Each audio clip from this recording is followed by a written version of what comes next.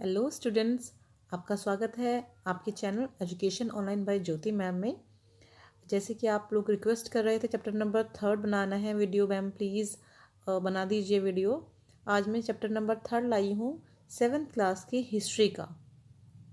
Before going ahead I will request you to please subscribe my channel and like my video and share to other students. तो let's move ahead.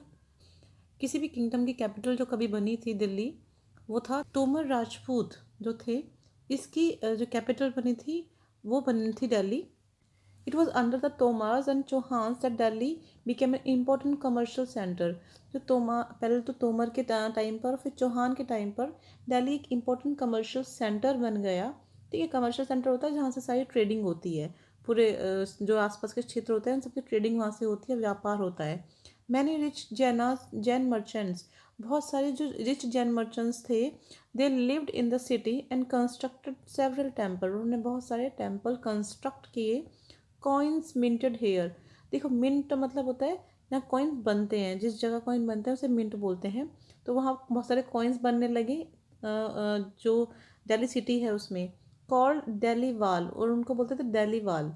ठीक है, had a wide circulation, और दिल्ली वाल जो coins थे इसका पूरे जो दिल्ली सिटी थी इसमें सर्कुलेशन होता था।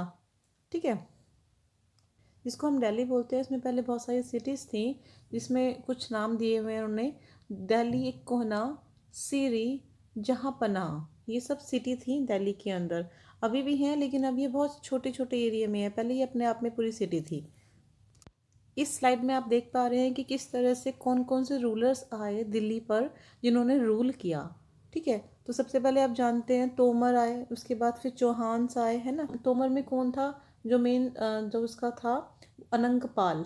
ठीक है, अनंगपाला, अनंगपाल थे जो उसके संस्थापक थे तोमर वंश के। और फिर अनंगपाल को हरा के पृथ्वीराज चौहान आया। अब इनका आपको ईयर याद करने की बहुत ज़रूरत है कि किस टाइम से किस टाइम तक का है। ठीक है, यहाँ पे लिखा 12th सेंचुरी, लेकिन आप देखो 12th की जगह पे सब क्या लिखा हुआ है? 11 लिखा हुआ है। ठीक है, ये क्यों लिखा है? 12th क्यों लिखा है? जब यहाँ पे 11 लिखा है तो यहाँ 12th क्यों लिखा है? जब भी हम सेंचुरीज को काउंट करते हैं तो हमेशा अगर हम 11th लिखा है तो हम 12th सेंचुरी बोलेंगे उसे। ठीक है, जैसे आप क्या चल रहा है? अब चल रहा है 2021 चल रहा है हमारा, है ना। 2021 चल रहा है हम, तो इसको हम 21 सेंचुरी नहीं बोलेंगे, 22nd सेंचुरी बोलेंगे इसको हम। ठीक है, हमेशा एक सेंचुरी आगे हम बोलते हैं पहले ही। तो तोमर का टाइम हो गया 1130 से लेके 1145 टाइम पर, और चौहान्स हो गए 1175 से 1192 के बीच में। ठीक है, ये आपके ईयर्स हैं, और ये एडी में है, ये बीसी में नहीं है, ये एडी में है। उसके बाद फिर दिल्ली पर तुर्की रूलर्स थे, जो टर्किश रूलर्स थे, उन्होंने कब्जा करना शुरू किया। तो पहले जो तुर्की रूलर थे वो था कुतुबुद्दीन ऐबक। ठीक है, ये आप बोल सकते हैं कि दिल्ली सल्तनत की जो नींव रखी थी, जो मुस्लिम एक तरह से तुर्किश जो थे, वो भारत पे दिल्ली पे जो उन्होंने कब्जा किया था वो थे कुतुबुद्दीन ऐबक। ठीक है, 1206 से 1290, ये जो टाइम दे रखा है ये पूरी जो गुलाम वंश था, या गुलाम वंश बोल सकते हैं, ये गुलाम वंश के थे। ठीक है, जो गुलाम टाइम था, गुलाम वंश को स्लेव डायनेस्टी भी बोलते हैं। स्लेव, ठीक है, स्लेव मतलब नौकर, स्लेव डायनेस्टी। क्योंकि जो कुतुबुद्दीन ऐबक था वो स्लेव था। कुतुबुद्दीन ऐबक मोहम्मद गौरी का स्लेव था, गुलाम था। क्योंकि जब मोहम्मद गौरी चला गया तो उसके बाद कुतुबुद्दीन ऐबक ने इंडिया में कमान संभाली, इसलिए इसको स्लेव डायनेस्टी बोला गया। ठीक है, कुतुबुद्दीन ऐबक का टाइम क्या है? 1206 से 1210। एक बात बच्चे ध्यान रखेंगे आप, ये जो टाइम दिया हुआ है ये इनका ये नहीं कि 1206 में पैदा हुए 1210 में मर गए, ऐसा नहीं है। इस ड्यूरेशन में इन्होंने शासन किया, एक तरह से इन्होंने रूल किया। ठीक है ना, इस ड्यूरेशन में रूल किया, पैदा तो पहले ही हो गए होंगे ना। इस टाइम से इस टाइम तक 1206 से 1210 तक ये गद्दी पे बैठे रहे, इन्होंने रूल किया दिल्ली पर। ठीक है, उसके बाद फिर इल्तुतमिश आए 1210 से 1226 तक। फिर रज़िया, ये इल्तुतमिश की बेटी थी, ये पहली मुस्लिम शासिका थी जिन्होंने किसी भी गद्दी पर, राजगद्दी पे बैठ के किसी भी शासन को चलाया था। ठीक है, पहले मुस्लिम शासिका थी एक तरह से ये। फिर आपके गयासुद्दीन बलबन आए, फिर आपका आया खिलजी वंश। देखिए मैंने इसकी ट्रिक बनाई है, मैं आपको लास्ट में एक ट्रिक बताती हूँ। इसको याद करने के लिए बहुत छोटी सी लाइन है, आपको ये लाइन से याद हो जाएंगे कि पहले गुलाम वंश आया, फिर खिलजी आया, फिर तुगलक आया, इस तरह से। खिलजी वंश के संस्थापक कौन है? वो है आपके जलालुद्दीन खिलजी। फिर है अलाउद्दीन खिलजी, ये टाइम आपको याद करना है। फिर नेक्स्ट है आपके तुगलक डायनेस्टी में आपका है जो इसके एस्टेब्लिशर हैं वो है गयासुद्दीन तुगलक, ठीक है। फिर है आपका मोहम्मद तुगलक। फिर है आपका फिरोज शाह तुगलक। इनके टाइम दिए हुए हैं, या इनको डेट्स आपको याद ही करनी पड़ेंगी ये डेट्स। फिर है सैयद डायनेस्टी, इसके जो एस्टेब्लिशर हैं वो है खिज्र खां। फिर है आपका लोधी डायनेस्टी, और इसके जो एस्टेब्लिशर हैं वो है बहलोल लोधी। अब इसको अगर आपको लाइन से याद करना हो, क्योंकि बच्चे भूल जाते हैं कि पहले कौन सी आई बाद में कौन सी आई, तो एक सिंपल सी लाइन है, गुल खिले, गुल गुल खिले तो तो सांस लो। देखो, गुल मतलब गुलाम, खिल मतलब खिलजी, तो मतलब तुगलक, सास मतलब सैयद, लो मतलब लोधी। गुल खिले तो सांस लो। छोटी सी लाइन है, आपको ये सीक्वेंस याद करने के लिए आप चाहें तो अपनी कोई ट्रिक बना के भी याद कर सकते हैं, ठीक है। नेक्स्ट करते हैं फिर आगे। Finding out about the Delhi Sultans. Although inscriptions, coins, and architecture provide a lot of information, especially valuable are histories, तारीख। देखिए आपको बहुत सारी जो इंफॉर्मेशन मिल जाएगी वो इंस्क्रिप्शन से मिल जाएगी, कॉइन्स पे उनके जो राजा राजा वगैरह रहे हैं, संस्थापक रहे हैं, उनके उनके नाम होते हैं कॉइन्स के ऊपर। जो आर्किटेक्चर्स होते हैं उन पे भी जो बनवाते हैं उसके ऊपर भी होते हैं। लेकिन बहुत सारी जो आपको इन्फॉर्मेशन मिलती है वो आपको हिस्ट्रीज से मिलती है, ठीक है, जिनको बोलते हैं तारीख। ये सिंगुलर में बोलेंगे, त्वारीख बोलेंगे प्लूरल में, तवारीख, right, Tawarikh. Written in Persian, उसे पर्शियन में लिखा गया है, फारसी में लिखा गया है, a language of administration under the Delhi सल्तनत। और जो फारसी जो लैंग्वेज थी जब दिल्ली सल्तनत पे जो टाइम चल रहा था उस टाइम पर, वहाँ की ये एक एडमिनिस्ट्रेशन लैंग्वेज थी, ठीक है, एडमिनिस्ट्रेटिव लैंग्वेज थी। यानी सारे काम फारसी यानी पर्शियन लैंग्वेज में होते थे। पारसी और पर्शियन, ठीक है, पारसी या फारसी एक ही चीज़ है। जो तारीख लिखते थे उनके लिए कुछ एडिशनल डिटेल्स मतलब बताई हुई हैं कि क्या क्या क्यों लिखते थे या उनके दिमाग में क्या होता था। जो तारीख लिखते थे उनके लिए कुछ लिखा हुआ है यहाँ पर। The authors of tarikh lived in cities, वो सिटीज़ में रहते थे, राइट, मेनली दिल्ली में, and hardly ever in villages, वो बहुत ही कम जाते थे विलेजेस में। They often wrote their histories of sultans in hope of rich rewards, वो लिखते थे तारीख इसलिए कि जिसके बारे में लिख रहे हैं, जिस सुल्तान के बारे में लिख रहे हैं, वो उनको रिच रिवॉर्ड दे, मतलब एक अच्छा इनाम दे। These authors advise rulers on the need to preserve an ideal social order based on birthright and gender distinctions। जो ये ऑथर्स थे वो एडवाइस करते थे रूलर्स को to preserve an ideal social order, कि एक समाज के अंदर एक आइडियल सोशल ऑर्डर मेंटेन किया जाए, ऑन बर्थ राइट, जो लोगों के बर्थ राइट हैं, जो उनके अधिकार हैं, और जेंडर डिस्टिंक्शन, और जेंडर को लेकर यानी फीमेल में जो भेदभाव है उस डिस्टिंक्शन को लेकर एक आइडियल इमेज बनाएं, ठीक है। There ideas were not shared by everybody, उनके जो आइडियाज़ थे वो सबके साथ शेयर नहीं होते थे। नेक्स्ट है आपका, इन 1236 सुल्तान सुल्तान इल्तुतमिश डॉटर रज़िया, इल्तुतमिश के बच्चे थे, उनमें से जो उसके भाई थे उनमें से सबसे जो काबिल थी, क्वालिफाइड थी, एबल थी, वो रज़िया थी, इसलिए उसको सुल्तान बनाया गया 1236 में। but she was not comfortable at having a queen as ruler। But जो वहाँ के लोग थे वो कंफर्टेबल नहीं थे, क्योंकि उससे पहले कोई क्वीन रूलर नहीं बनी थी, है ना, लेडी थी ना, तो लोग कंफर्टेबल फील नहीं, तो ऊपर से मुस्लिम थी तो बिल्कुल भी कंफर्टेबल फील नहीं कर रहे थे।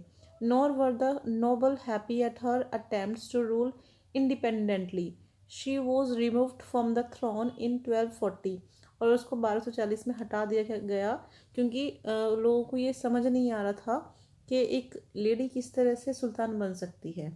ठीक है, यहाँ पे एक कितना स्टीरियोटाइप थिंकिंग आ गई थी कि एक लेडी एक सुल्तान या एक क्वीन नहीं बन सकती है। In the early 13th century, the control of Delhi sultans rarely went beyond heavily fortified towns occupied by garrison. देखिए, 13th सेंचुरी में क्या हुआ होना शुरू हुआ कि जो दिल्ली का किंगडम था वो चेंज होना शुरू हुआ, और धीरे धीरे दिल्ली पे एक तरह से गैरिसन सिटी का फॉर्मेशन होना शुरू हुआ। गैरिसन सिटी क्या होती है, इसमें होती है सेना इकट्ठी होनी शुरू हो जाती है। The sultan seldom controlled hinterland, जो सुल्तान्स थे वो मुश्किल से ही जो हिंटरलैंड होती है यानी जो इंटरनल पार्ट होता है, the land adjacent to a city और port they supply it with goods and services. Hinterland होता है जो इंटरनल पार्ट होता है एक सिटी का। And were therefore dependent upon trade, और वो ट्रेड पर डिपेंडेंट था। ट्रिब्यूट और प्लंडर फॉर सप्लाईज, और प्लंडर होता है लूट करना, ठीक है, कुछ लूटना। तो वो लूटा जा रहा था, जो सप्लाईज होती हैं उसको भी लूटा जा रहा था। एक तरह से इसका एक कंक्लूजन ये निकल सकता है कि दिल्ली के जो इंटरनल पार्ट थे वो गैरिसन में कन्वर्ट हो रहे थे। ठीक है, जो दिल्ली सल्तनत थी उनको कंट्रोलिंग करना गैरिसन टाउन्स को बहुत टफ हो रहा था, जो बंगाल और सिंध में भी थे। ठीक है, तो फिर साथ में एक चीज़ और हो रही थी कि उनको बहुत सारे जो चैलेंजेस मिल रहे थे। चैलेंज किन से मिल रहे थे? मंगोल से।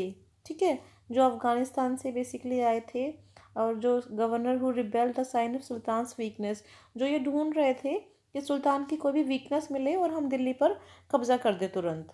ठीक है, तो the sultans barely survived these challenges, और बहुत ही मुश्किल से सुल्तान इन चैलेंजेस से सर्वाइव कर पा रहे थे अपने आप को।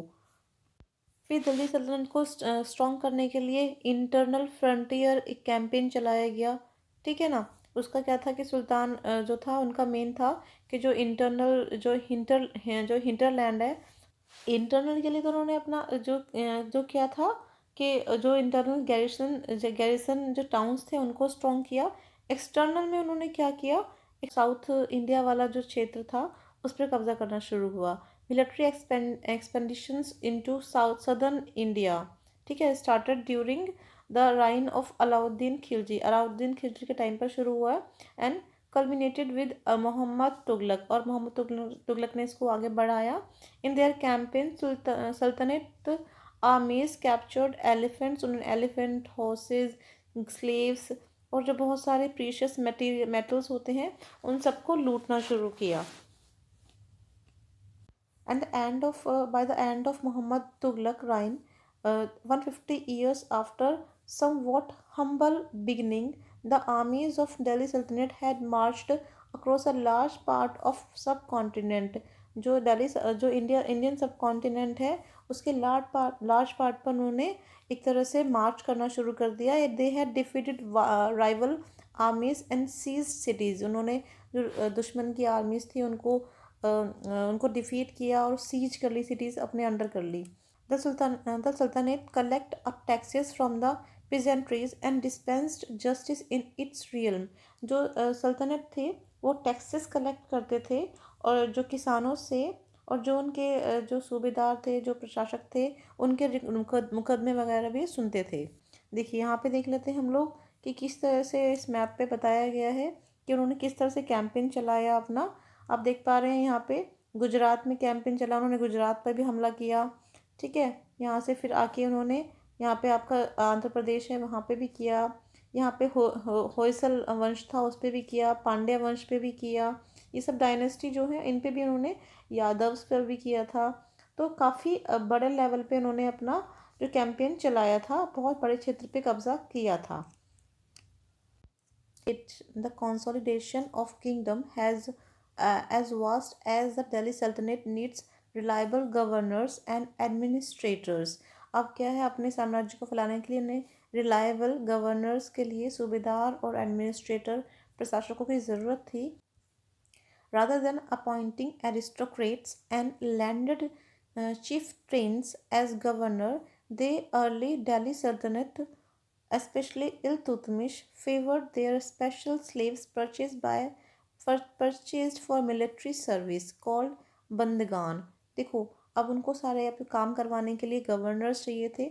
वो कहीं और से ना लेकर स्पेशली इल्तुतमिश ने कहा कि जो कुछ उनके गुलाम हैं उनमें से ही उनको हायर पोस्ट दे दी जाए और उनको बोला गया बंदगान। ठीक है।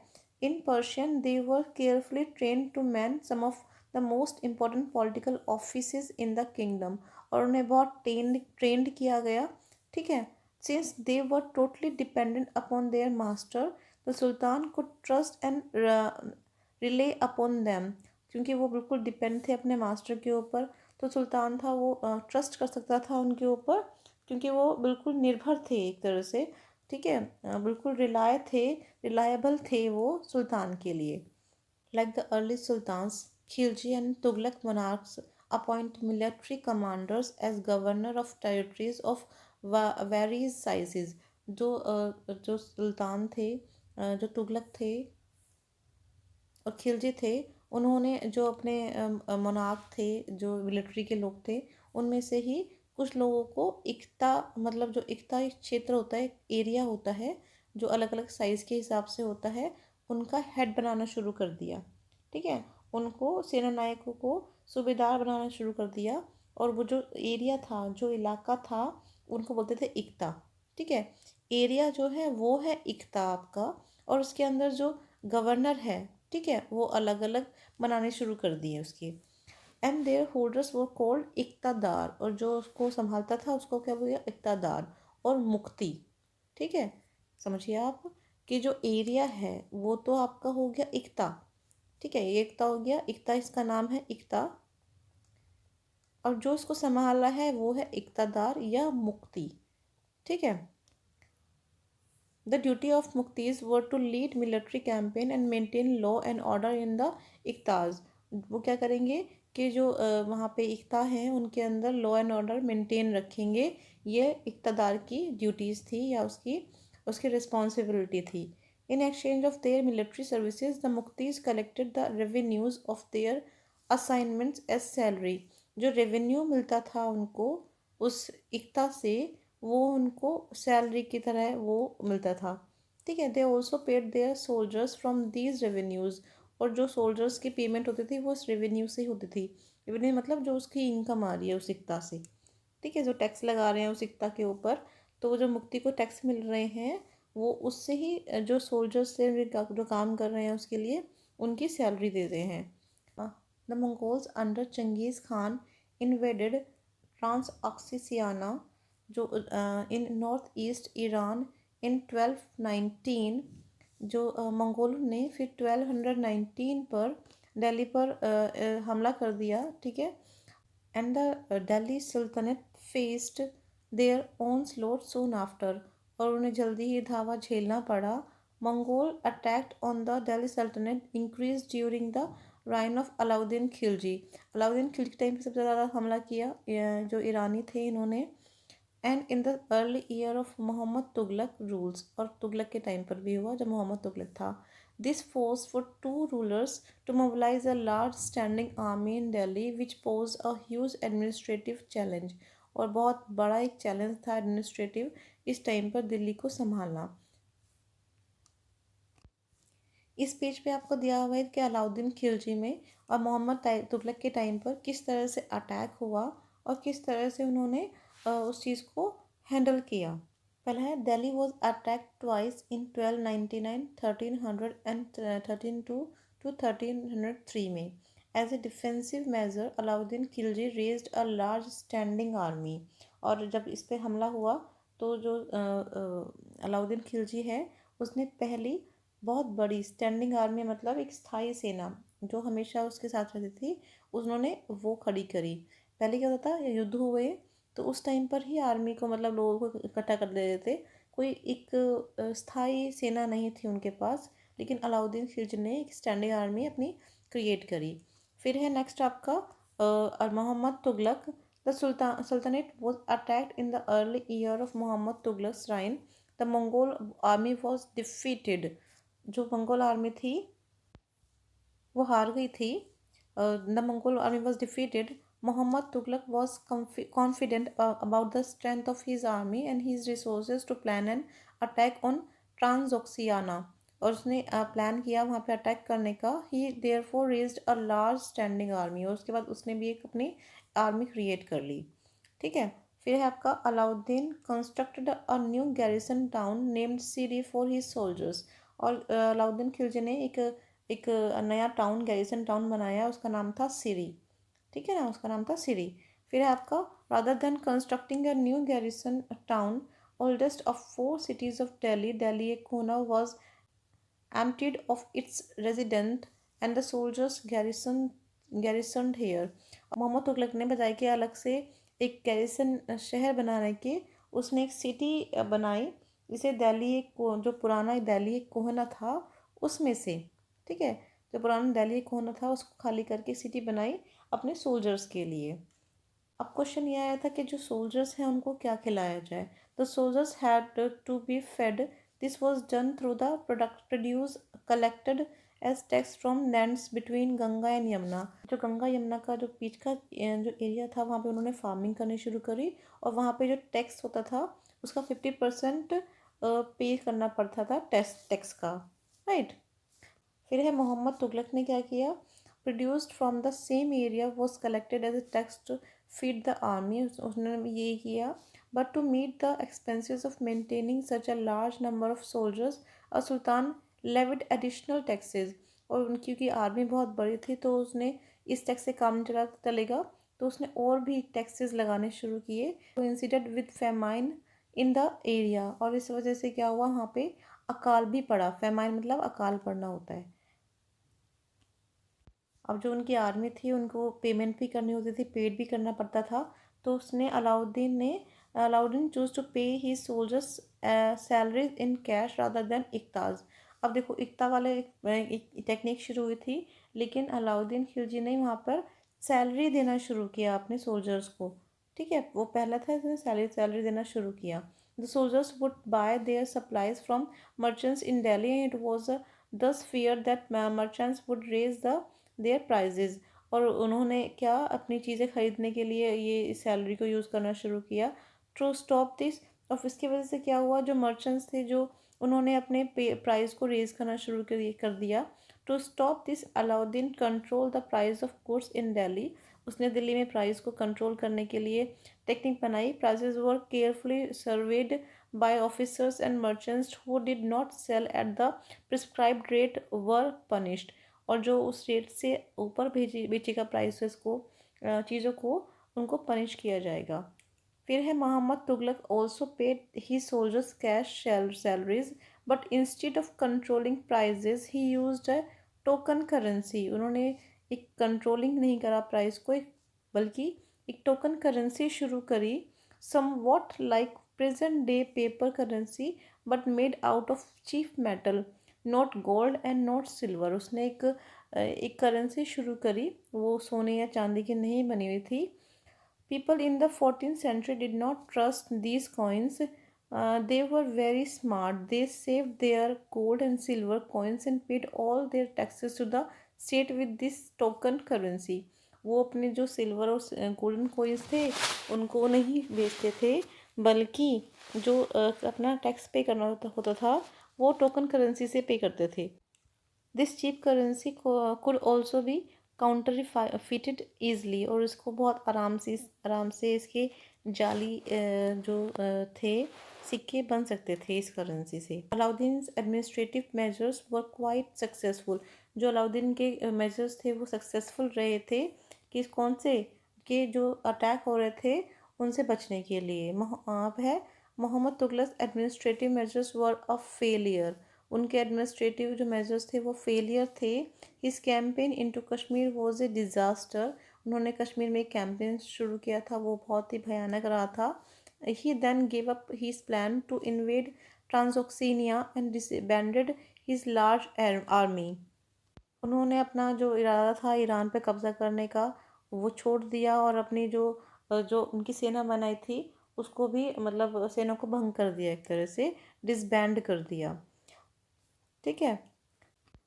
मोहम्मद तुगलक ने जो अपनी जो कैपिटल थी वो दौलताबाद शिफ्ट की थी, उनका ये डिसीजन भी सही नहीं रहा था।